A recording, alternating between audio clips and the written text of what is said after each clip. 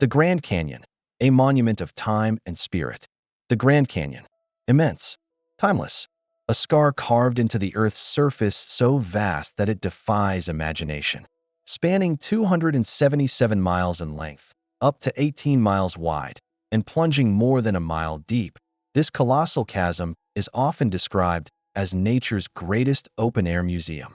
Its walls reveal nearly 2 billion years of Earth's geological history, each layer of rock telling a story of ancient seas, desert dunes, volcanic eruptions, and shifting continents.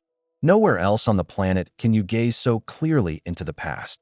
Ancient footsteps in a vast wilderness. Long before tourists arrived with cameras and hiking boots, the Grand Canyon was home.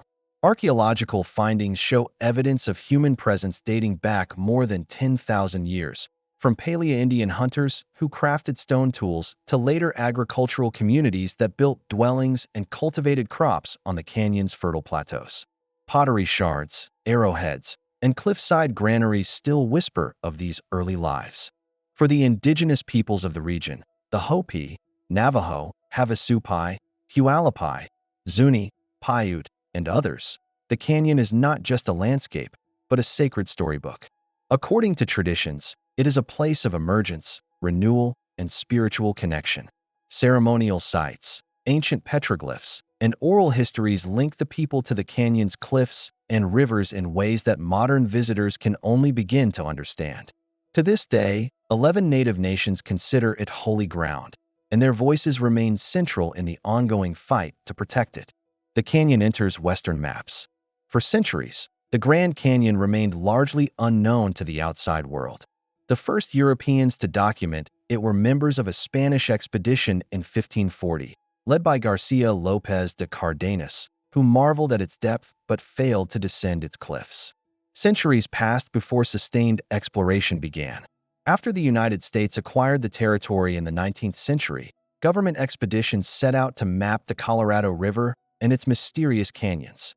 Among the most legendary of these was the 1869 expedition of John Wesley Powell, a one-armed Civil War veteran who led a daring journey by wooden boats down the roaring Colorado River.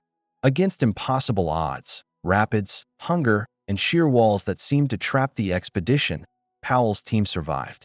His vivid journals introduced the world to the canyon's majesty and inspired a new generation of explorers, artists, and scientists. From rugged frontier to national treasure. At first, few outsiders imagined the Grand Canyon as a place of leisure. Harsh, remote, and difficult to access, it was considered more obstacle than attraction. But in the late 19th century, railroads transformed the picture. In 1901, a rail line connected visitors directly to the South Rim, and with it came the El Tovar Hotel, a luxurious lodge perched on the edge of the abyss. Suddenly, what was once the domain of indigenous communities and daring explorers became a fashionable destination for the wealthy and curious. Visionaries soon recognized the need to protect the canyon from mining and exploitation.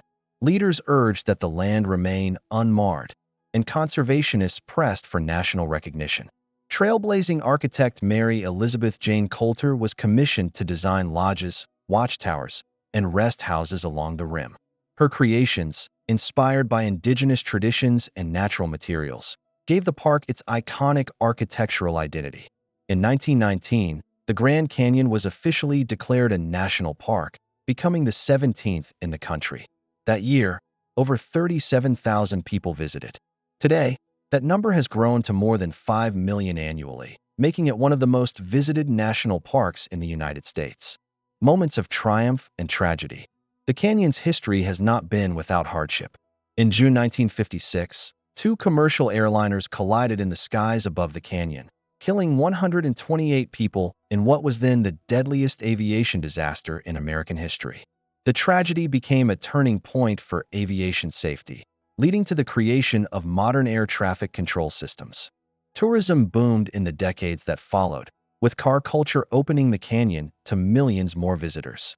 Helicopter and airplane tours offered dramatic aerial perspectives, though at the cost of noise pollution in areas once known for silence.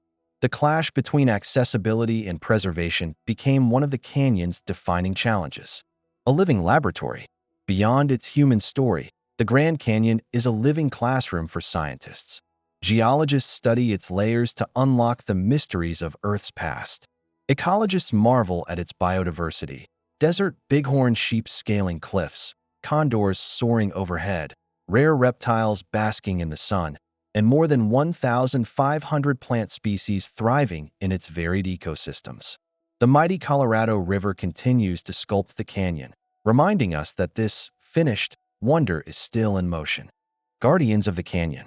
Today, debates rage over development proposals, from new hotels to tramways that would ferry thousands of visitors into its depths.